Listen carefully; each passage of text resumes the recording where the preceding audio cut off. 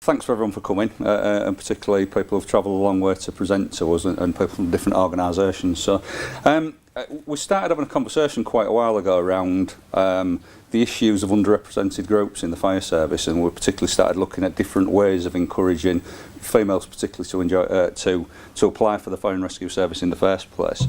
And we ended up ultimately having a conversation about HeForShe, and it seemed quite a powerful message really in terms of encouraging that wider applications in fire and rescue service, but also that whole issue of barriers around gender equality. I'm a father of 2 daughters, and I've always sort of been conscious, I suppose, as my daughters have grown up, there's been a different expectation from other people around what they'll do. Clearly I've encouraged them to do whatever they want to do in the careers, and they have done. And now I'm a grandfather of a boy, and automatically people are buying that boy fire engine t-shirts and t-shirts with firefighters on, things like that, which is absolutely great, which is really good. But I'm also conscious that my eldest daughter is also pregnant now, and so I'm due to be a grandfather again in December. Now I don't know what that's going to be, whether that's going to be a boy or a girl. So it has struck me that, interestingly, if it is a girl, will people react differently or not? I don't know. I don't know that, but it'd be quite interesting to see that really. From a fire and rescue perspective, I think the issues around gender equality are something we should be pushing anyway, because it's the right thing to do, but there's also a very pragmatic, sensible reason for doing it. We absolutely want the best people to join the fire and rescue service. To do that, we need the widest pool of applicants as possible. In a perfect world, actually, we'll be looking at everyone in working age in the UK and selecting the best people for us and taking them, wouldn't we? I think every organisation would want to do that, really. But for whatever reason, we've got a number of underrepresented groups in the fire and rescue service, and that comes back to people deciding not to apply for the fire service in the first place. So there will be undoubtedly some people who are the best people to do the job who are deciding for whatever reason that they've removed themselves out of the process, if you like. So we want to encourage them to apply. I want to do whatever I can do, and whatever Humberside Fire and Rescue Service can do, to remove whatever those barriers are that we can achieve. And I realise there's some things that we'll have little impact on, but there may be some things we can have a lot of impact on. We're going to do some serious research to find out what that is, but we're committed to actually doing something and making a difference there, and that'll be what the pledge will be about today.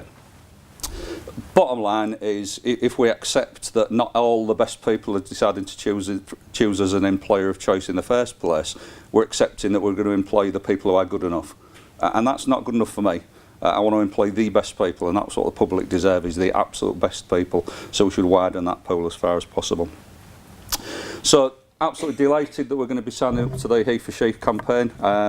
First UK Fire and Rescue Service to do that, which is I'm incredibly proud about. And I think we've got a role there in terms of leadership in the sector and locally, because we'll be encouraging all other fire and rescue services to sign up. And actually I hope that fire and rescue services signed up for the HeForShe campaign is quite boring in a year's time, because everybody's done it. And similarly, I'm quite keen that we're going to have those conversations with local partners as well. And we've got some really good collaborative working with local partners.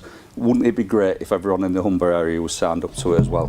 We could all be working on the same thing. So that's my perspective on it. I'm going to hand over to some of the people who can speak about it far better than I can. But thanks again for coming.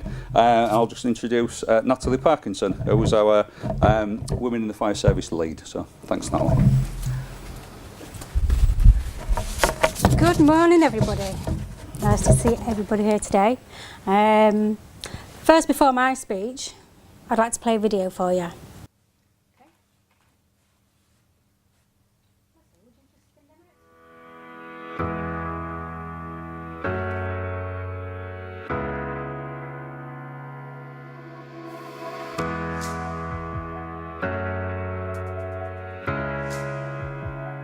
Today, we are launching a campaign called HeForShe. I am reaching out to you because we need your help. We want to end gender inequality. And to do this, we need everyone involved.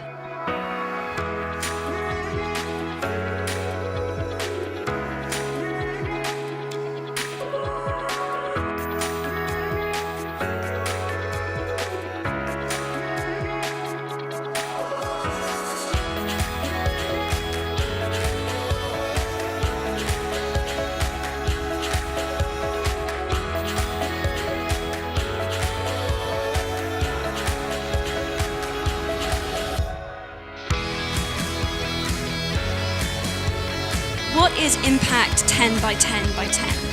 It's about engaging governments, businesses, and universities and having them make concrete commitments to gender equality.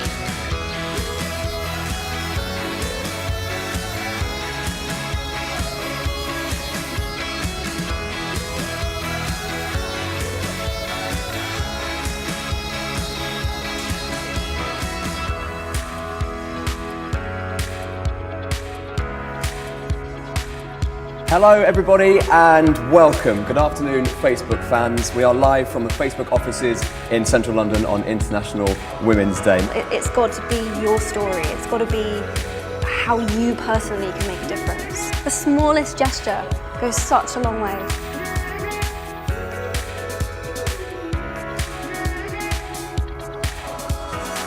We're putting the movement in your hands, turning to you to help us create a world in which gender is just a spectrum of beauty and not limitation.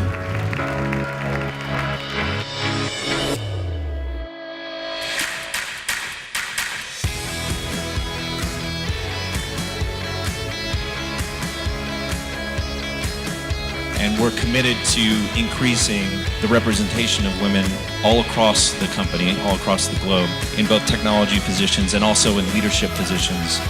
Women actually not only contribute in terms of participating in the labor force, they drive entrepreneurship.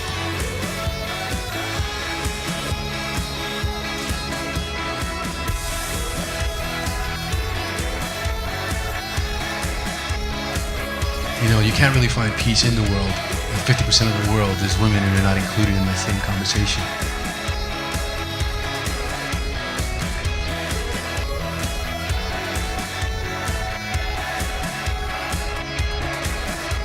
It's actually my letter to her. So, HeForShe. Okay, that's amazing. Yo, it's Lynn, and I have to laugh. How can we not be equal? We're like half. Like, women are like half of the people on Earth. And yes, they should have been equal since birth.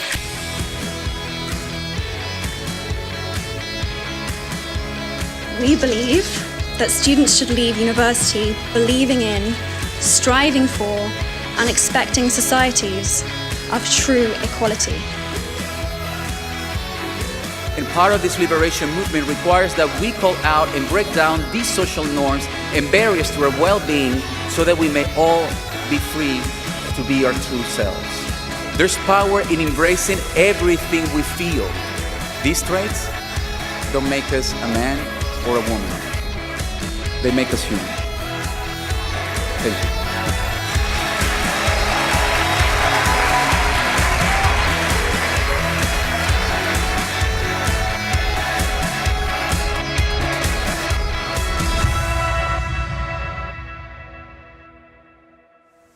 Powerful, I think.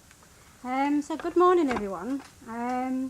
It's great to see everyone here today for the local launch for HeForShe and to witness the proud moment when the Chief and Councillor Briggs signs the commitment pledge for gender equality. Why are we here today? Because you care about equality and you want to raise awareness to promote gender equality. About 9 months ago, I came across HeForShe campaign on YouTube while searching tips on public speaking. This was something that I wanted to achieve in my lifetime, to give at least one speech. I came across Emma Watson. For those who don't know, she is an actress, but she is also the Goodwill Ambassador for UN. She was launching the HeForShe campaign to the world. I was instantly drawn into the context of her speech and thought it was incredible. I was deeply curious, so I explored this further through the website. I found out there were toolkits for individuals and organisations to take action. I saw the Count Me In campaign and followed some simple instructions with moments. I had received my own number. Here's my number. This is my number. I couldn't believe that 1 billion people had done this before me. How did I miss this one? Because I'm so passionate about equality. For me, this was a proud moment. Today the figure stands at 1,303,419,538. In numerical figures, this is what this looks like. It's quite big, isn't it? It's huge. The phrase Emma Watson uses kept playing on my mind. What we share is more powerful than what divides us. So I wanted to share this with you, our workforce. I set my mission and bravely contacted the UN for some support, as you do. I received an email back from New York asking me for a telephone conversation. This happened and I was assigned to an outreach manager from the UN office in New York. I knew at this point something exciting was going to happen. Humberside Fire and Rescue Service could be the first to sign the pledge. I introduced this to our Equality and Inclusion Steering Group, where I'd opened this up for debate. In March of this year, on International Women's Day, I delivered a workshop on HeForShe to CMT, management and members of staff. That was 6 months ago. Humberside Fire and Rescue Service have since supported the Count Me In campaign and have also done a local video, which we'll show you later. And I've since learned of Sussex Police becoming thematic champions, also this year on International Women's Day. Miles Ockwell is here to give his speech shortly. The UN Women have been really busy on their 3rd anniversary for HeForShe, and they are unable to attend today. Sulla Bruce from the UN National Committee UK sent me a message to read out to you. UN Women is the newest UN organisation that was founded on the premise that gender equality is one of increasing importance today and for the future.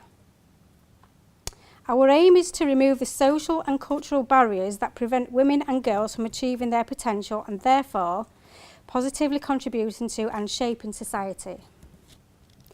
UN Women National Committee UK represents UN Women in the UK, raising awareness, advocating and raising funds for UN Women, global trusts and programmes. It is essential to our work that organisations like Humberside Fire Service and Sussex Police Force are on board and supporting our campaigns. We are delighted that Humberside Fire Service have made the commitment and are embedding HeForShe into their framework. I congratulate them on their hard work, and I am personally very excited to work with Humberside Fire in the future, starting with the 16 days of activism to end violence against women from the 25th of November. And Sulla is referring to the White Ribbon campaign. Thank you so much.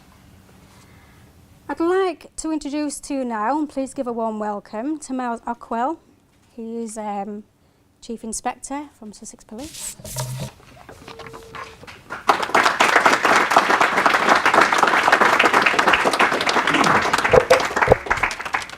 Thank you. Good morning, I'm Miles Ockwell. I'm District Police Commander in Sussex Police. And I hope you don't mind me using the F word, but I'm also a feminist. Thank you for inviting me to this fantastic occasion today. This is the day where Humberside Fire and Rescue Service become the first fire service in the United Kingdom to officially sign up to the United Nations Global Gender Equality Movement, HeForShe. In doing so, you are showing real leadership in your sector, and I applaud you for it. I had the pleasure of speaking to the National Fire Chiefs Conference earlier this month, and I know that the work that Humberside are doing is already influencing fire services around the country, so well done.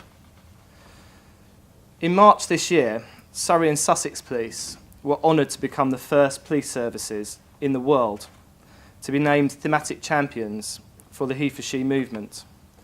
And I'm going to explain to you why I think that it's so important that organisations like the police and the fire service, that men are engaged as agents of change in this area. I'm going to give you a personal insight about what has motivated me to seek to enable change, and hopefully link that into what our organisation's motivations should be.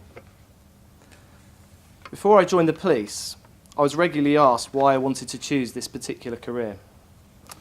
And because I wanted to be a police officer from a young age, I became well versed in my reasoning. I would talk about wanting to ensure that people could live their lives in freedom. And I had a strong sense that there was nothing which restricted one's freedom as much as being a victim of violence or abuse. I wanted to join the police because I wanted people to be free. And I wanted to ensure that those who restricted others' freedom were brought to justice. But when I developed these views as a young man, I saw them in the context of public place violence. I was raised in the same street in southeast London that Stephen Lawrence was stabbed to death on in a racially motivated attack. And as a teenage boy, I felt quite vulnerable in terms of becoming a victim of crime. But despite my fear of public place violence, as I grew older, through the experiences of others and through my police career, it became obvious to me that the fear and vulnerability that I felt and the restriction that public place violent crime can have on people's lives and their freedom, while significant, is nothing in comparison to the suffering of those who are subjected to domestic abuse, predominantly in their own homes. I would seek refuge from the street in my safe and loving family home. This is something that those subjected to domestic abuse cannot do. Their lives are consumed by the abuse that they suffer, and we cannot ignore that the vast majority of domestic and sexual abuse is perpetrated by men on women. I have some very personal reasons for why gender equality is important to me. I'm from a big family. I'm one of 6 children. I have 3 sisters and I'm a triplet. I shared a womb with 2 girls. At the time of our birth, therefore, as we lay together in the same crib, we could not have been more equal as members of the human race. We had the same parents, the same birthday. As we grew, we lived our lives in the same houses and went to the same schools. But as we have grown up, I have realised that we were not equal at all. Despite being brought up together, my sisters from the minute they were born, and simply because they happened to be a different gender to me, were less likely to earn more money than I, and were significantly more likely to be raped or abused. And so it has panned out. One of my sisters suffers from post-traumatic stress disorder as a result of an incident where, aged 13, she witnessed her friend's mother be beaten close to death by her stepfather. While beating her, he threatened to go upstairs and to rape both of the girls. Thankfully, he fell asleep in a drunken stupor, and they escaped out of a window, across fields in the dark, to seek refuge. The psychological impact of that event has completely affected my sister's life.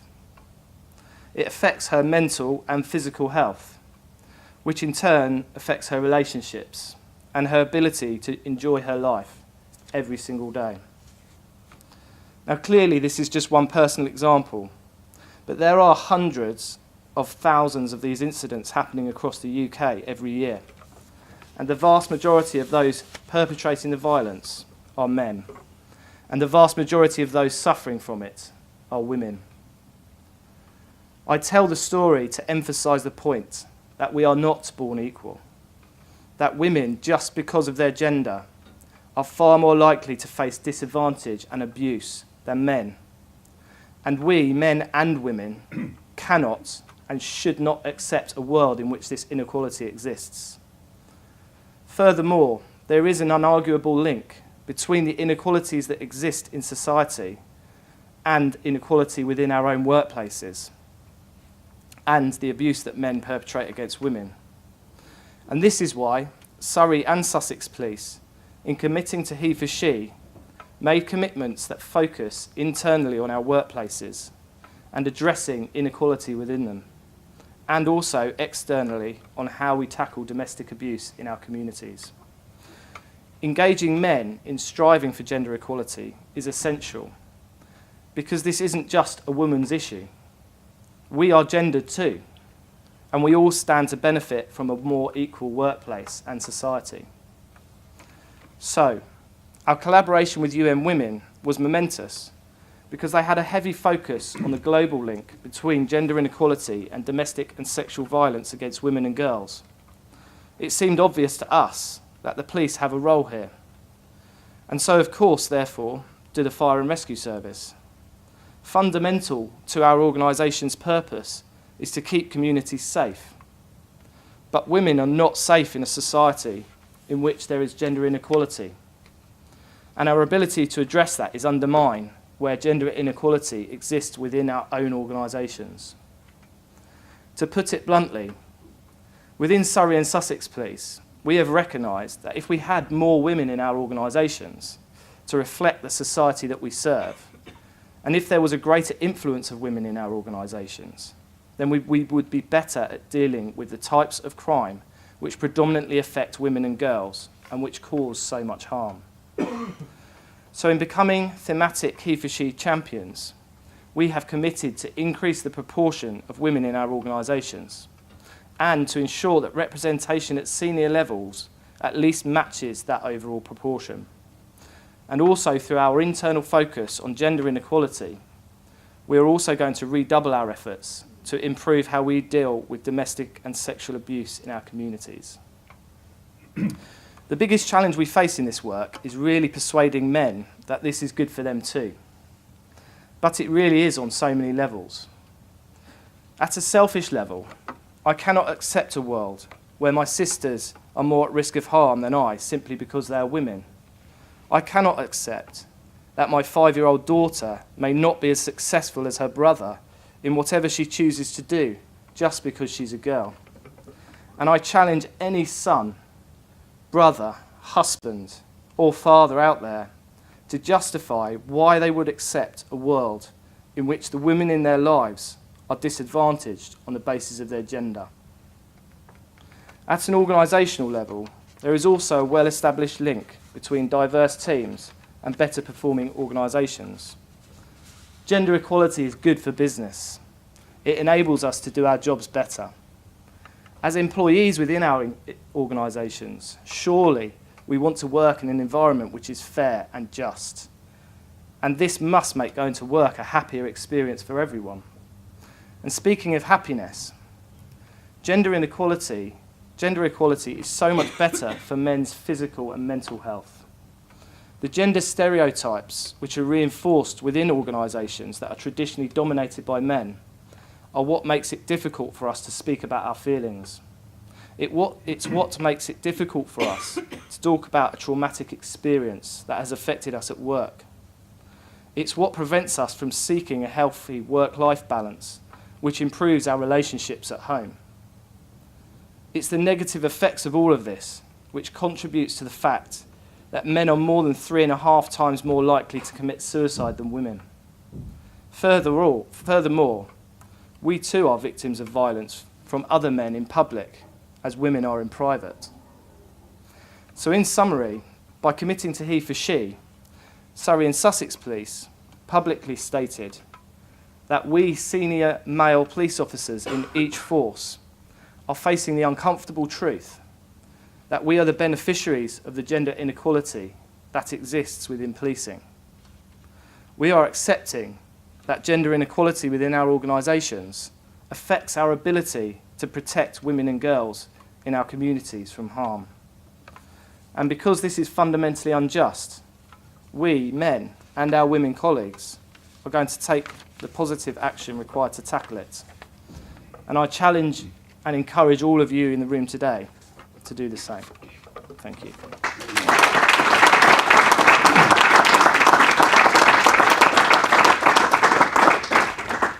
Well, how do you follow that? I have got a womb story of my own, but I don't think it's quite as good as Miles's. Thank you, Miles. That was really moving and powerful, actually, and I think really sums up the message of the whole HeForShe movement and why we in Humberside wanted to be the first fire and rescue service to actually make the same commitment These are the commitments that we have made as an organisation. Now, most of you in the room will know that this is not significantly different to the work that we are already doing. All we have done is summarise what we already do as main commitments, and these are the commitments that I'll shortly be asking Chris and Councillor Briggs to sign up on our behalf for. And that is to do our best to increase the numbers of women both applying for and being recruited to firefighter positions in our service. And what's also included in that is asking the why question when they don't. But also to improve the engagement, experience, development and promotion opportunities of and for the women in our workforce. So there are our two commitments. They are basically get more women in and treat them better when they're here. And when they don't come, ask why. So we're already doing that, aren't we? But what I want us to do is redouble our efforts and to really push for these commitments. And now that we've signed up to this movement, the UN will also be holding us to account. No pressure.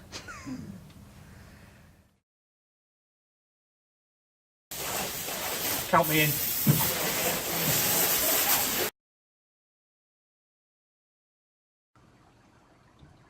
Count me in.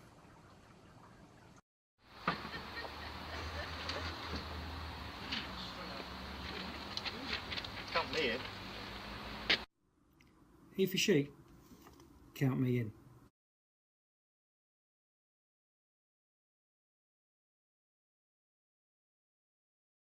Count us in.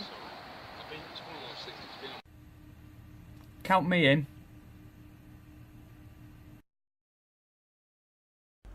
I support HeForShe.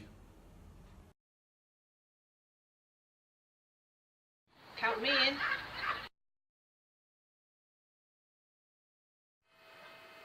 Count me in. Count me in. Count me in. Count me in.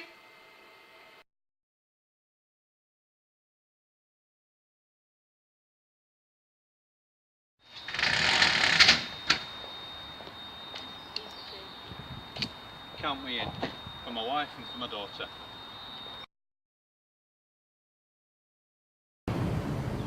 Count me in.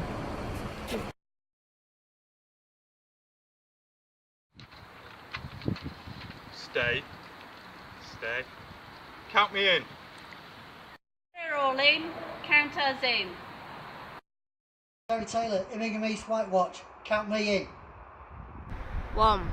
Count me in, because my daughter is as equally important as my son. They both deserve the same opportunities in life. I'm really quite proud of that. I'm very proud of all of you for taking part in that. And thank you to everybody in the room and outside of the room that did make the effort to take part in that. I think that shows we've already got a little bit of groundswell of support for the movement in the service, but we've got more to do. So can I ask everybody in the room that works in the service to now be an ambassador for this movement and to leave this room and tell others about it? And on that note, can I ask Chris and John to come up and sign our pledge? I'll bring a chair with me. I don't need to sit down to sign it, Chris. Just before we do that, I'm going to say a few words, and I think it's really important. And can I say how proud we are as Humberside Fire and Rescue Service to be the first in the country? But having said that, it's not about being the first, is it? It's actually about making sure that we are signed up to this and we're actually going to deliver. And as an organisation, we're not a tokenism organisation. When we say we're going to do something, we actually do it. And therefore, in signing this, we're not just going to sign it and actually have a situation where it's put in a drawer and somebody's done it and we've had a bit of a flurry about what we're going to do. It's really important. The question is, so what happens next?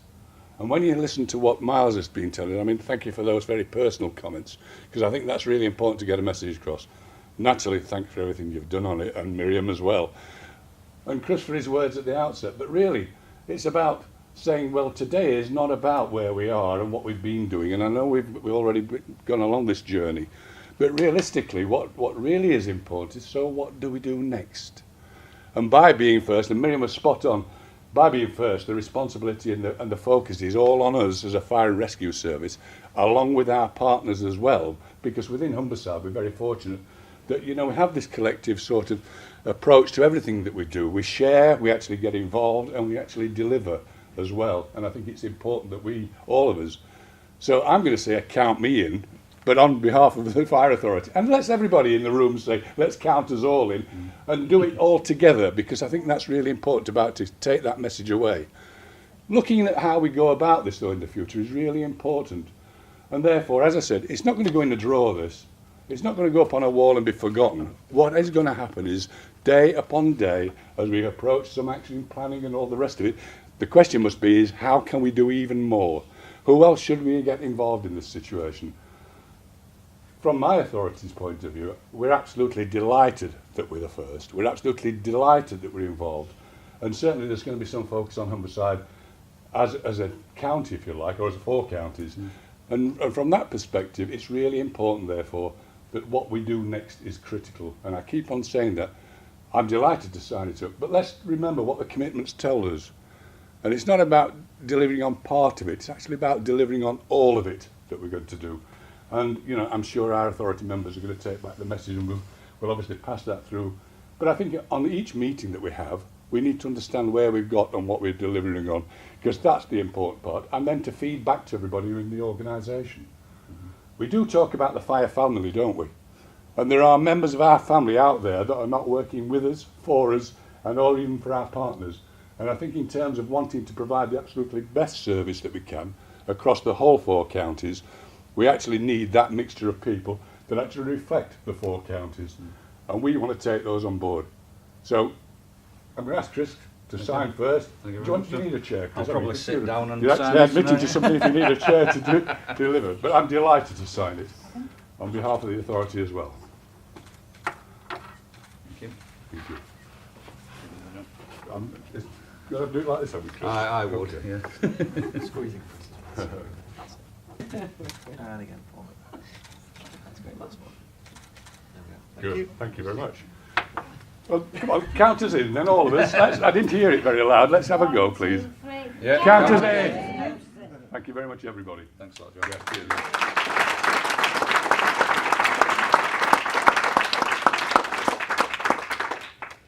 Well, thanks a lot for that. For relatively brief. Thanks a lot for everyone coming, and particular thanks to Natalie for doing the arrangement.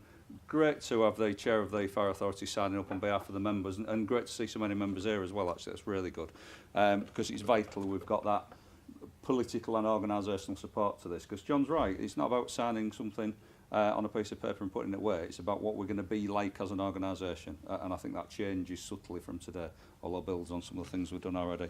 Thanks a lot, Miles, for that. That was a exceptionally moving speech there, and of course a really personal one. And I think when you listen to Miles, it's really understandable why he's not going to accept a difference in the way that males and females are treated. Bearing in mind he's shared the womb with 2, as you say. And certainly I will not accept that if my next grandchild's a girl, she's got any difference of opportunity and any more risk than my grandson is. So, and I've no doubt everyone will think exactly the same for their sons, daughters, grandchildren, grandsons and granddaughters. So thanks a lot for that. Really appreciate everyone coming, and hugely proud to be signing up today. So thank you. Thanks.